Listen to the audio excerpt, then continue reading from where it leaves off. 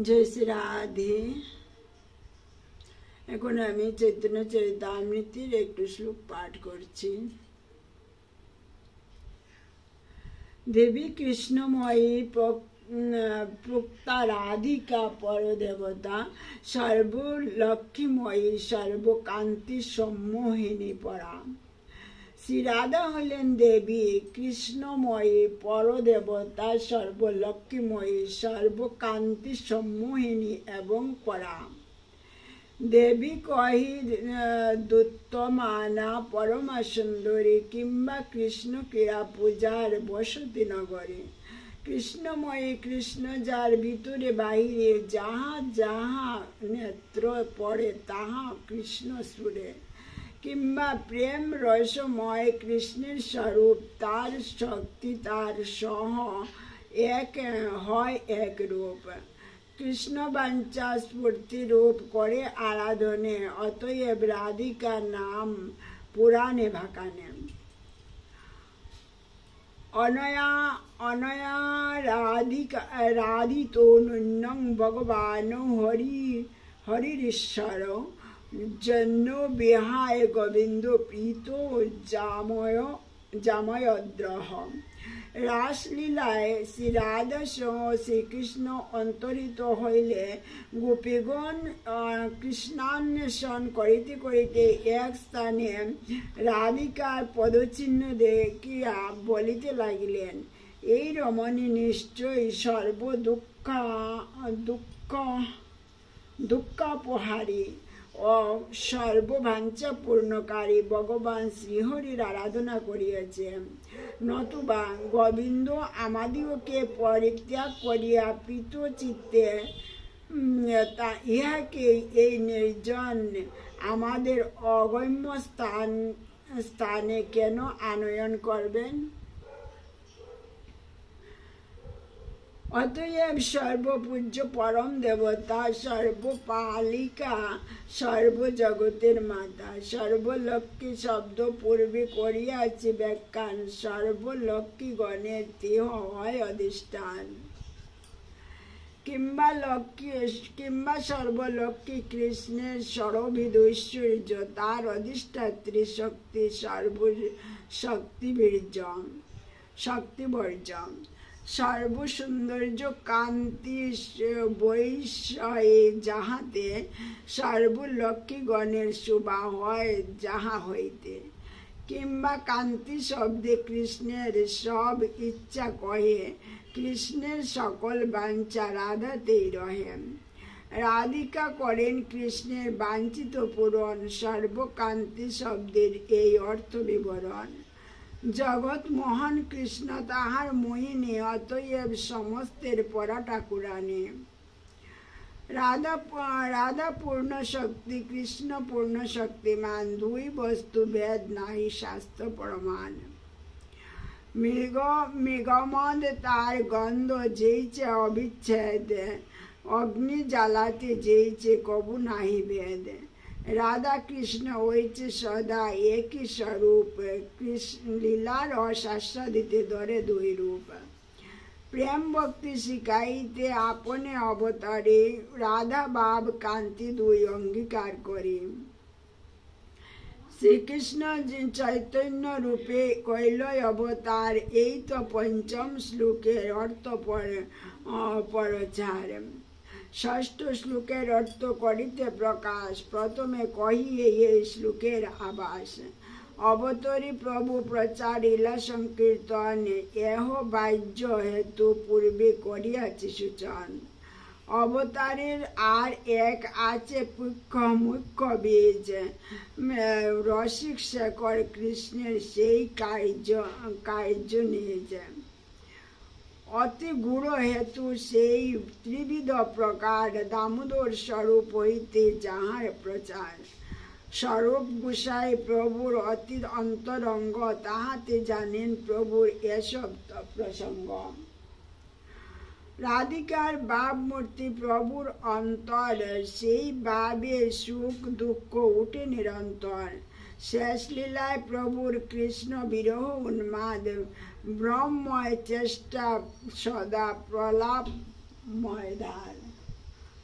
প্রলাপময়বাদ। রাধিকার ভাব যেইছে উদ্ধব দর্শনে, সেইভাবে মত্তপ্রভু রহে রাত্রি দিনে। রাত্রে বিলাপ করে স্বরূপের কণ্ঠ ধরে, আবেশে আপন ভাব কহে উঘাড়ে। যবে সেই ভাব উঠে প্রভুর অন্তর, সেই গীতে শ্লোকে সুখ দেন দামোদর। এবে কার্য নাই কিছু এসব বিচারে, আগে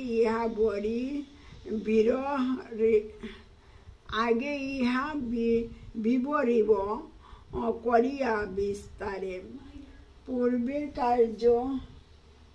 পূর্বে ব্রজে কৃষ্ণের ত্রিবিধ বয় ধর্ম, কৌমার, প্রণ্ডক আর কৈশোর অতি মর্ম। বাৎসল্য আবেশে কইল কৌমার সফল, প্রগণ্ড সফল কইল লইয়া সকাবন। রাধিকাদি লইয়া কইল রাসাদি বিলাস, বাঞ্ছা বরি আশা দিল রসের নির্যাস। কৈশোর বয়স কাম জগৎ সকল, রাসাদি লীলায় তিন করিল সফল। সহপি কৈশোর কবয় মানয়ন্য মধুসূদন, রেমে স্ত্রীরত্ন কুটস্থ, কপাশু কপিতাহিত।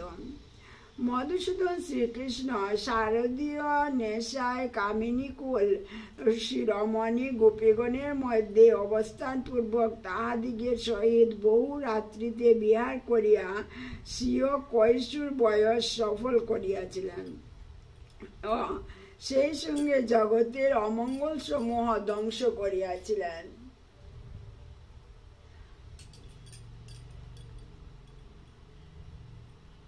জন্ম হইতে 5 বৎসর পর্যন্ত বয়সকে কৌমার বা বাল্য, 6 হইতে 10 বৎসর বয়স পর্যন্ত প্রণ্ডক এবং 11 হইতে 16 বৎসর পর্যন্ত বয়সকে কৈশোর বলেন। নিশাকালীন রতিক্রিয়া চাতুর্য প্রকাশক অসংকোচ বাক্যে শ্রী রাধিকাকে সখীগণের সম্মুখে লজ্জায় সংকুচিত নয়না করিয়া তদীয় স্তনযুগলে বিচিত্র চিত্রসমূহ রচনার পরাকাষ্ঠা প্রদর্শন করিয়া কুঞ্জে বিহার পূর্বক এই শ্রীকৃষ্ণ নিজের কৈশোর বয়সকে সফল করিতেছেন।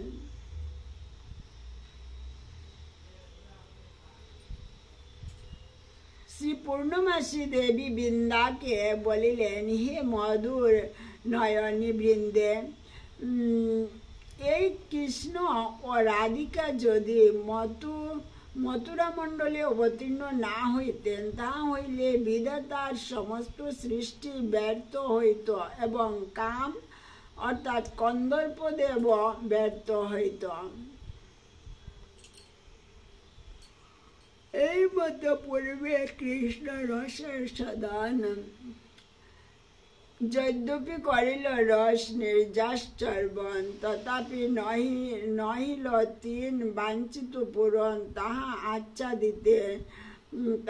আস্বাদিতে যদি করিল যতন, তাহার প্রথম বাঞ্ছা করিয়ে ব্যাখ্যান। কৃষ্ণ কয়ে, আমি হই রসের নিধান, পূর্ণানন্দময় আমি চিন্ময় পূর্ণতত্ত্ব। রাধিকার প্রেমে আমা করায় উন্মত্ত। না জানে রাধার প্রেমে আছে কত বল, যে বলে আমারে করে সর্বদা বিহল। রাধিকার প্রেম গুরু, আমি শিষ্য নট, সদা আমা নানা নিত্যে নাচায় উদ্ভট।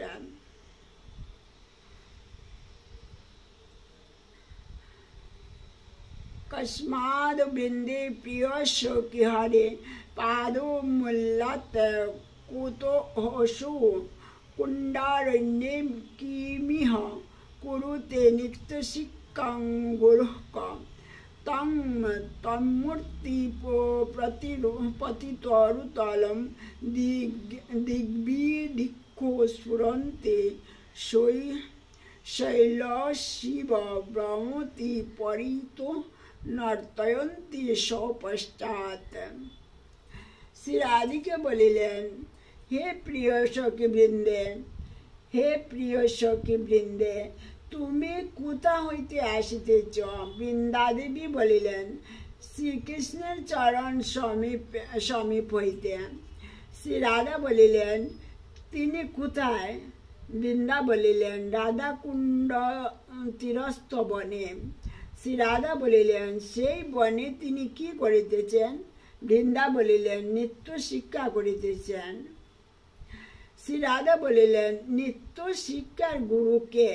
বৃন্দা বলিলেন, তোমার যে মূর্তি প্রতিটি তরুলতায় স্ফুরিত হইতেছে, তাহাই প্রধান নর্তকীর ন্যায় গুরু হইয়া নিজের পিছনে পিছনে কৃষ্ণকে নাচাইতে নাচাইতে ইতস্তত পরিভ্রমণ করিতেছেন। একদিন মধ্যাহ্ন সময়ে শ্রী রাধার সহিত মিলনের আশায় শ্রীকৃষ্ণ রাধাকুণ্ডের নিকটবর্তী বনে আসিয়া রাধা প্রেমের প্রভাবে এতই বিহ্বল হইলেন যে তিনি প্রতিটি তরুলতায় শ্রী রাধাকে যেন নৃত্য করিতে দেখিলেন। তিনি সেই সঙ্গে নৃত্য করিতে লাগিলেন।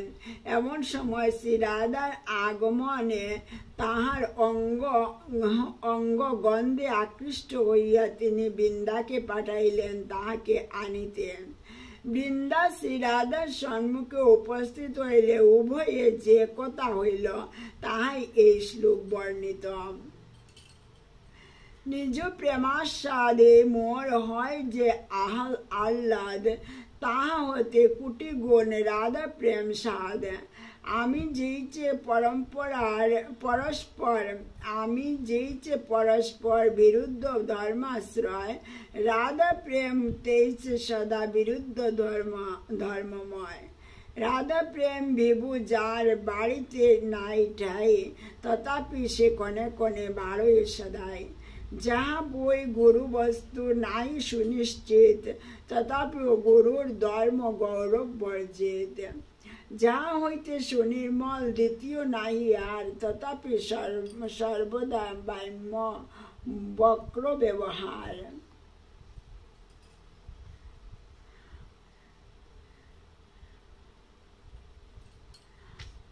যাহা পরিপূর্ণ হইয়া অনুক্ষণ বর্ধনশীল, যাহা সর্বোত্তম হইয়া শ্রেষ্ঠতাভিমানহীন, এবং যাহা মুহুর্মুহ বক্রভাব ধারণ করিলেও উহা পরম নির্মল বা সর্বদোষ পরিশূন্য, শ্রী রাধিকার সেই কৃষ্ণ প্রেম জয়যুক্ত হইতেছে।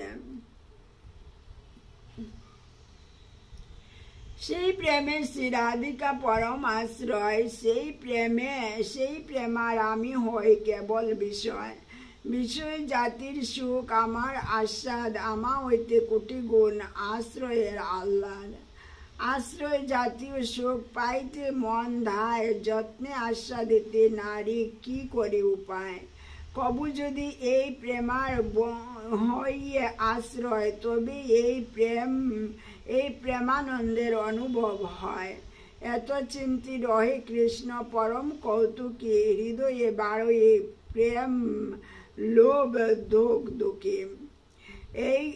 এই এক শুনো আর লোভের প্রকার,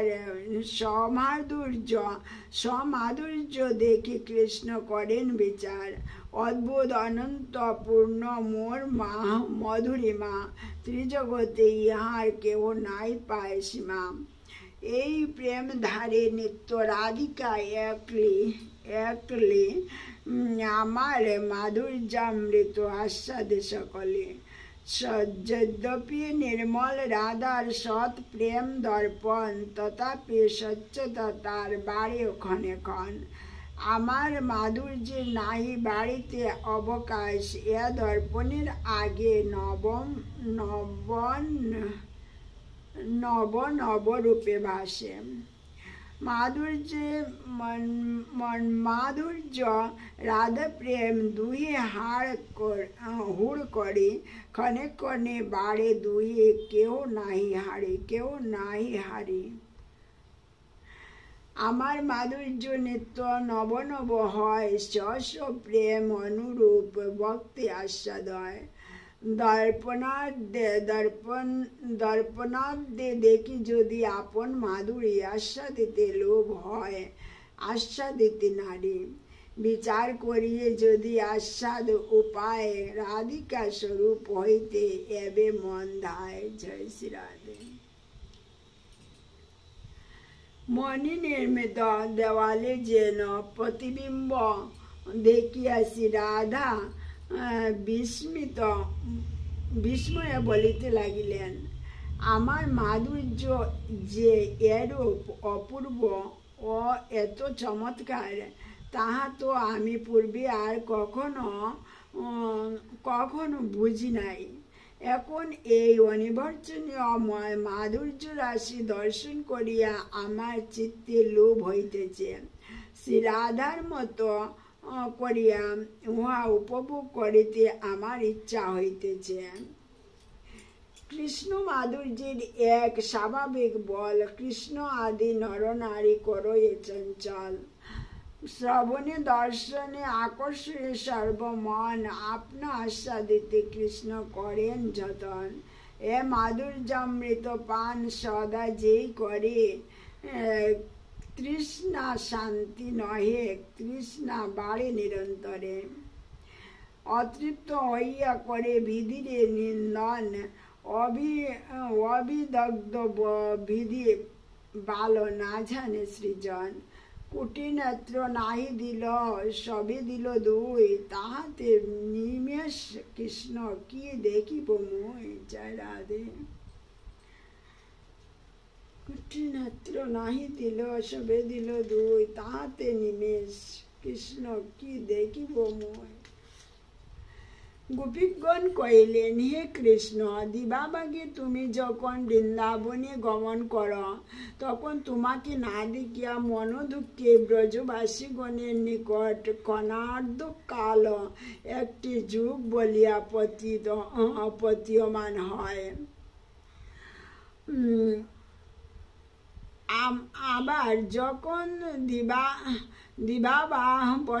দিবাবসানে প্রত্যাগমন করো, তখন তোমার কুঞ্চিত কুন্তলাবৃত্ত মুখশোভা দর্শন করিয়া পরমানন্দবশত পলক মাত্রের ব্যবধান তাহাদের পক্ষে অসহ্য হয়। তাহারা চক্ষুর পক্ম নির্মাণকারী বিধাতাকে মন্দ বলিতে থাকেন।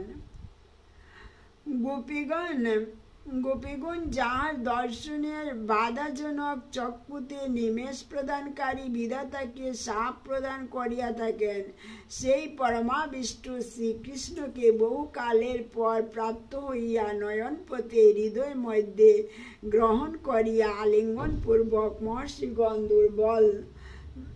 দুর্লভ ভাব লাভ করিয়াছিলেন। কৃষ্ণাবলোকন বিনা নেত্রে ফল নাহি আন, যেই জন কৃষ্ণ দেখে সেই ভাগ্যবান।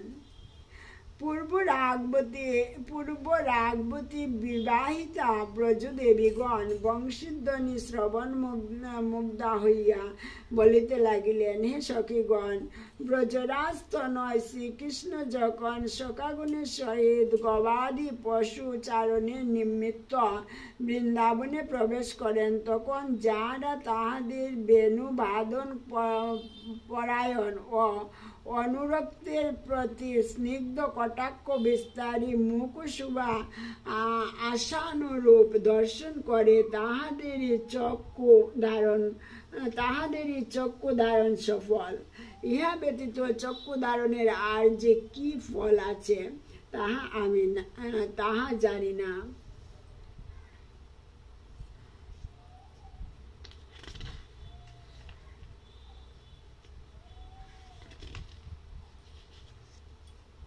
জয় শ্রী রাধে। কংস রাজ্যের রঙ্গমঞ্চে মথুরা নারীগণ শ্রীকৃষ্ণকে দর্শন করিয়া পরস্পর বলিতে লাগিলেন, শ্রীকৃষ্ণের যে রূপ হইল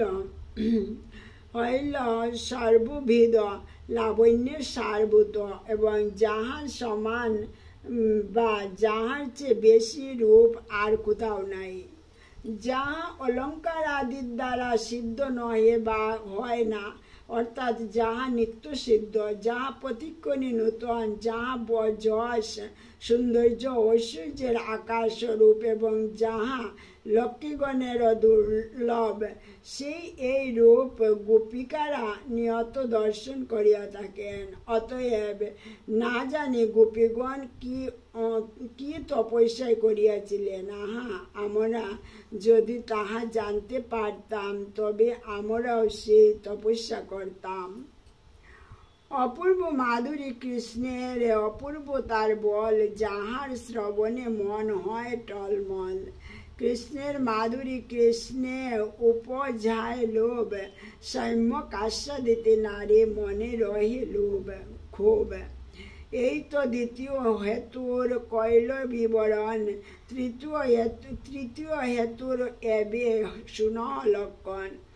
অত্যন্ত নিগুড় এই রসের সিদ্ধান্ত স্বরূপ গোসাই মাত্র জানেন একান্ত।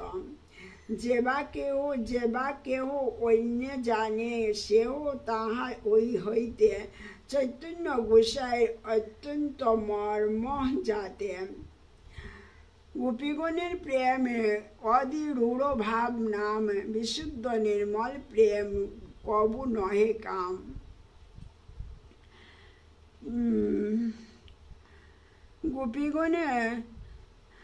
গোপীগণের প্রেমই কাম, এই সংজ্ঞা বা কাম নাম প্রাপ্ত হইয়াছে। অর্থাৎ তাহাদের সম্বন্ধে কাম বলিলেই তাহা প্রেম বলিয়া বুঝিতে হইবে।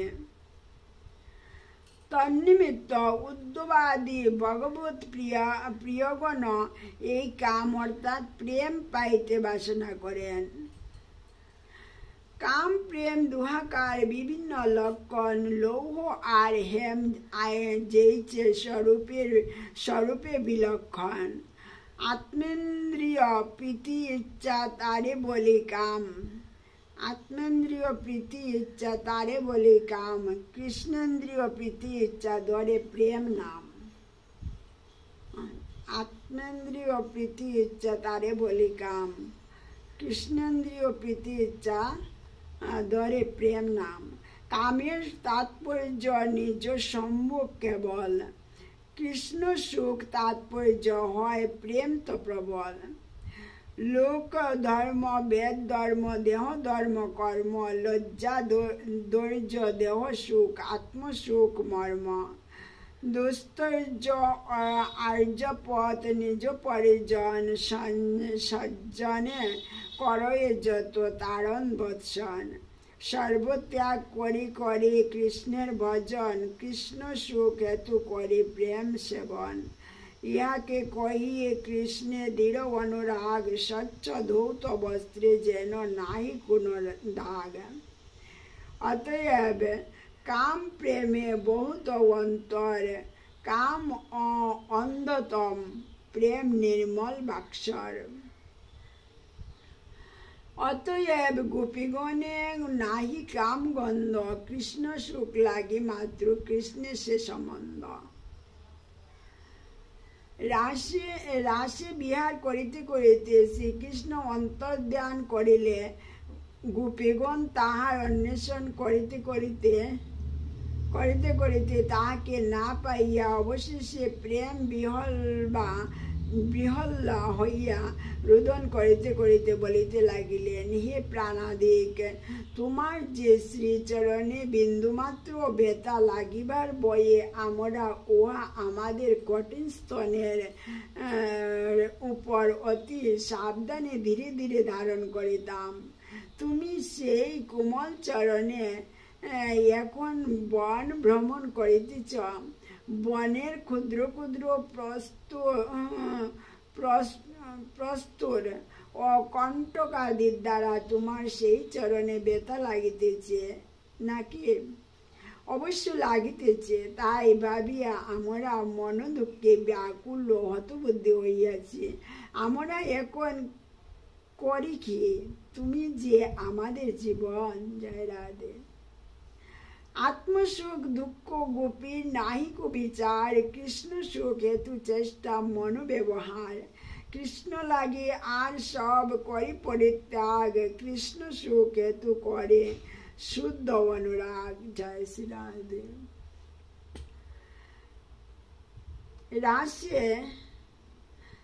রাশি অন্তর্ধানের পর পুনঃমিলিত হইয়া শ্রীকৃষ্ণ গোপীগণকে বলিলেন, হে অবলাগণ, তোমরা আমার জন্য ভালো মন্দ বিচার না করিয়া লোকাচার ত্যাগ করিয়াছ, ধর্মাধর্ম বিবেচনা না করিয়া বেদাচার বিসর্জন দিয়াছ এবং স্নেহে জলাঞ্জলি দিয়া আত্মীয় স্বজন পরিত্যাগ করিয়াছ। পরন্তু আমিও এই দৃশ্য তোমাদিওকে পরিত্যাগ করিয়া কোথাও যাই নাই। আমার প্রতি তোমাদের অনুরাগ বৃদ্ধি করাইবার জন্যই আমি অন্তরিত হইয়া তোমাদের অদৃশ্যভাবে এই স্থানে ছিলাম এবং তোমাদের প্রেম আলাপনাদি শ্রবণ করিতে করিতে প্রেমার্থে দেখিতেছিলাম। হে প্রিয়াগণ, আমিও তোমাদের যেমন প্রিয়তম, তোমরাও আমার তদ্রূপ প্রিয়তমা। তোমরাও যেমন আমাবই জানো না, আমিও তেমনি তোমাদের পরম হিতাকাঙ্ক্ষী। অতএব তোমরা আমার উপর কোনো দোষারোপ করিতে পারো না।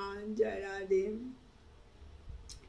কৃষ্ণের প্রতিজ্ঞা এক আছে পূর্ব হইতে, যে যেইছে বোঝে কৃষ্ণ তারে বোঝতেইছে। যে যথা মাং প্রবদ্ধন্তে তাং তথৈব ভজাম্যহম, মম বর্তমানুবর্তন্তে মনুষ্য পার্থ সর্বস্ব। শ্রীকৃষ্ণ বলিলেন, হে অর্জুন, যে ব্যক্তি যেরূপ ফল লাভের আকাঙ্ক্ষা করিয়া আমার ভজনা করে, আমিও তাহাকেই সেইরূপ ফল প্রদান পূর্বক অনুগৃহীত করি। মানবগণ সর্বপ্রকারে, অর্থাৎ যে মানব যেভাবেই উপাসনা করুক, যেন যাহারাই উপাসনা করুক, তাহারা আমারই ভজন মার্গের অনুসরণ করিতেছে জানিতে হইবে। জয় রাধে। সে প্রতিজ্ঞা ভঙ্গ হইল গোপীর ভজনে, তাহাতে প্রমাণ কৃষ্ণ শ্রীমুখ বচনে। জয় শ্রী রাধে। হরে কৃষ্ণ কৃষ্ণ কৃষ্ণ হরে হরে, হরে রাম রাম রাম হরে হরে। জয় শ্রী রাধে। ভুল ভ্রান্তি মাফ করবেন।